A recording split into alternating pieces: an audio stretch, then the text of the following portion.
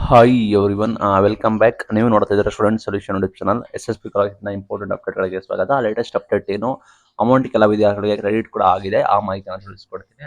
ಚಾನಲ್ಗೆ ಸಬ್ಸ್ಕ್ರೈಬ್ ಆಗಿ, ವಿಡಿಯೋ ಇಷ್ಟ ಲೈಕ್ ಮಾಡಿ. ಸಾಕಷ್ಟು ಜನ ಕಮೆಂಟ್ ನೋಡಿದೆ. ಮೈನ್ ಥಿಂಗ್ SC/ST ವಿದ್ಯಾರ್ಥಿಗಳಿಗೆ ಅಮೌಂಟ್ ಕೂಡ ಕ್ರೆಡಿಟ್ ಕೂಡ ಆಗಿದೆ. ಬಿಕಾಸ್ ಫಸ್ಟ್ಗೆ ಅವರಿಗೆ ಬಿಡುಗಡೆ ಮಾಡ್ತಿರೋದು ಮೈನ್ SC/ST ವಿದ್ಯಾರ್ಥಿಗಳಿಗೆ ಸಮಾಜ ಕಲ್ಯಾಣ ಇಲಾಖೆ ಅಂಡ್ ಟ್ರೈಬಲ್ ವೆಲ್ಫೇರ್ ಡಿಪಾರ್ಟ್ಮೆಂಟ್ ಕಡೆಯಿಂದನೇ ಬಿಡುಗಡೆ ಕೂಡ ಮಾಡ್ತಾ ಇದ್ದಿದ್ದು. ಅದಕ್ಕೆ ಕೆಲ ವಿದ್ಯಾರ್ಥಿಗಳಿಗೆ ಬಂದಿದೆ ಅಂತ ಹೇಳಿ ಕಮೆಂಟ್ ಮಾಡಿದ್ದೀರಾ. ದಯವಿಟ್ಟು ಕಮೆಂಟ್ ಮೂಲಕ ತಿಳಿಸಿ ಯಾವ ವಿದ್ಯಾರ್ಥಿಗಳಿಗೆ ಬಂದಿದೆ ಅಂತ. ಕೆಲವರಿಗೆ 20,000 ರೂಪಾಯಿ ಕೂಡ ಬಂದಿದೆ ಅಂತೆ. ಅಲ್ಲೇ ಮೈನ್ ಥಿಂಗ್ ನಮಗೆ ಕ್ಲಾರಿಫೈ ಸಿಗ್ತಾ ಇದ್ದು, ಕ್ಲಾರಿಫೈ ಇರೋದು ಲಾಸ್ಟ್ ಇಯರ್ ಪೆಂಡಿಂಗ್ ಅಮೌಂಟ್ ಬಂದಿರೋ ಸಾಧ್ಯತೆ ಕೂಡ ಇದೆ. ದಯವಿಟ್ಟು ಕಮೆಂಟ್ ಮೂಲಕ ತಿಳಿಸಿ ನಿಮಗೆ ಯಾವ ಇಯರ್ ನಿಮಗೆ ಅಮೌಂಟ್ ಕೂಡ ಬಂದಿದೆ ಅಂತ. ಫೈನಲಿ ನಾವು ಹೇಳಿದ್ವಿ, ಸರ್ಕಾರ ಹಣ ಕೂಡ ಬಿಡುಗಡೆ ಮಾಡಿದ್ದಾರೆ. ಇನ್ನೇನೋ ನಿಮ್ಮ ಖಾತೆಗೆ ಜಮೆ ಆಗಬೇಕಾಗುತ್ತೆ. ನಮಗೆ ಹಂತವಾಗಿ ಬಿಡುಗಡೆ ಮಾಡಿದ್ದಾರೆ.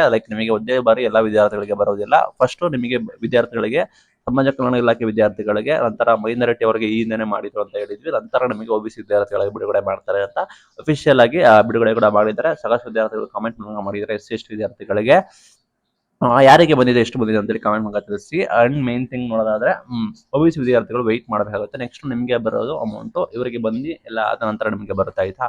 ಅದು ನಿಮಗೆ ಜ್ಞಾಪನ ಇರಲಿ. ನೆಕ್ಸ್ಟ್ ಬಂದ್ಬಿಟ್ಟು ಇಂಪಾರ್ಟೆಂಟ್ ಅಪ್ಡೇಟ್ ನೋಡೋದಾದ್ರೆ ಸಾಕಷ್ಟು ವಿದ್ಯಾರ್ಥಿಗಳಿಗೆ ಏನಾಗ್ತಿದೆ ಅಂದ್ರೆ KE ಡಾಟಾ ಬಂದ್ಬಿಟ್ಟು ಫೆಚ್ ಆಗ್ತಾಯಿಲ್ಲ. ನಿಮಗೆ ವರ್ಷ ಇದು ಯೂಶುವಲಿ ಆಗುತ್ತೆ. ಹೇಗೆ ಅಂದ್ರೆ ನಿಮಗೆ ನೀವು ನಿಮ್ಮ US ಅನ್ನು ಎಂಟ್ರಿ ಮಾಡಿದ್ರೆ ಅದೊಂದು ಡಾಟಾ ಬಂದ್ಬಿಟ್ಟು ತೆಗೆದುಕೊಳ್ಳೋದಿಲ್ಲ. ಕಾರಣ ನಿಮ್ಮ ಡಾಟಾ ಬಂದ್ಬಿಟ್ಟು ಬೋರ್ಡ್ಗೆ ಹೋಗಿ ಅದು ಅಪ್ಡೇಟ್ ಆಗಬೇಕಾಗುತ್ತೆ. ಆ ನಿಟ್ಟಿನಲ್ಲಿ ಆ ಸಮಯದ ಕಾಲಾವಕಾಶ ತೆಗೆದುಕೊಳ್ಳುತ್ತೆ. ಅಂತ ವಿದ್ಯಾರ್ಥಿಗಳು ನಾವು ಈ ಹಿಂದೆ ಕೂಡ ಹೇಳ್ಕೊಂಡ ಬಂದಿದ್ದೀವಿ.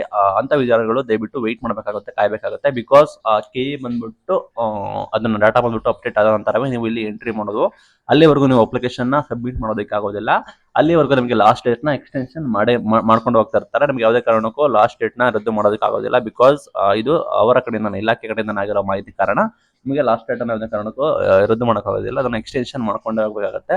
ಆ ನಿಟ್ಟಿನಲ್ಲಿ ಯಾರಿಗೆ ಈ ರೀತಿ ಡಾಟಾ ಫೆಚ್ ಆಗ್ತಲ್ಲ ಅಂತವರು ವೆಯ್ಟ್ ಮಾಡಿ. ಅಲ್ಲಿ ನಿಮಗೆ ಅಪ್ಡೇಟ್ ಬರುತ್ತೆ ಬೋರ್ಡಿಂದಾನೆ. ಆಗ ನೀವೇ ಆರಾಮಾಗಿ ನೀವು ಸ್ಕಾಲರ್ಶಿಪ್ಗೆ ನೀವು ಅಪ್ಲಿಕೇಶನ್ ಹಾಕ್ಬೋದು, ಆಯ್ತಾ? ಅದರಲ್ಲಿ ಯಾವುದೇ ರೀತಿ ನಿಮಗೆ ಸಮಸ್ಯೆ ಇರೋದಿಲ್ಲ. ನಮ್ಮ ಹಿಂದೆ ಸಾಕಷ್ಟು ಜನ ಪಾಸ್ವರ್ಡ್ ಕಳೆದೋಗಿದೆ, ಲಾಗಿನ್ ಆಗೋದಿಲ್ಲ, ಹೇಗೆ ಚೇಂಜ್ ಮಾಡೋದು ಅಂತ ಹೇಳ್ತಾ ಇದ್ರೆ, ಒಂದು ನಿಮಗೆ ರಿಜಿಸ್ಟರ್ ನಂಬರ್ ಇರಬೇಕಾಗುತ್ತೆ. ನಿಮಗೆ ರಿಜಿಸ್ಟರ್ ನಂಬರ್ ಇಲ್ಲ ಅಂದ್ರೆ ಸಿಂಪಲ್ ನೀವು ನಿಮ್ಮ ಹತ್ತಿರದ ಇಲಾಖೆಗೆ ಹೋಗಿ ಅಲ್ಲಿ ಭೇಟಿ ನೀಡಿ ನಿಮ್ಮ ಡಾಕ್ಯುಮೆಂಟ್ಗಳ ತೆಗೆದುಕೊಂಡು ಹೋಗಿ ನಂತರ ನೀವು ಅಲ್ಲೇ ಈಸಿಯಾಗಿ ಸರಿಪಡಿಸ್ಕೋಬಹುದು. ಅದರಲ್ಲಿ ನಿಮಗೆ ಯಾವ ರೀತಿ ದೊಡ್ಡ ಸಮಸ್ಯೆ ಇಲ್ಲ.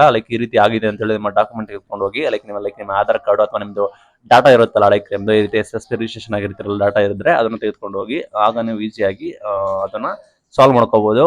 ಆಧಾರ್ ಕಾರ್ಡಿಂದ ಅವರು ಈಸಿಯಾಗಿ ಫೆಚ್ ಮಾಡ್ತಾರೆ. ಆ ರೀತಿ ಸಮಸ್ಯೆ ಇದ್ರೆ ನೀವು ಆದಷ್ಟು ಹೋಗಿ. ಒಟ್ಟಾರೆ ಅಪ್ಡೇಟ್ ಹಣ ಬಂದಿದೆ, ನಿಮಗೆ ಎಷ್ಟು ಬಂದಿದೆ ಅಂತ ಹೇಳಿ ದಯವಿಟ್ಟು ಕಮೆಂಟ್ ಮೂಲಕ ತಿಳಿಸಿ. ಇದು ಇವತ್ತಿನ video. Thank you for watching till it. Thank you.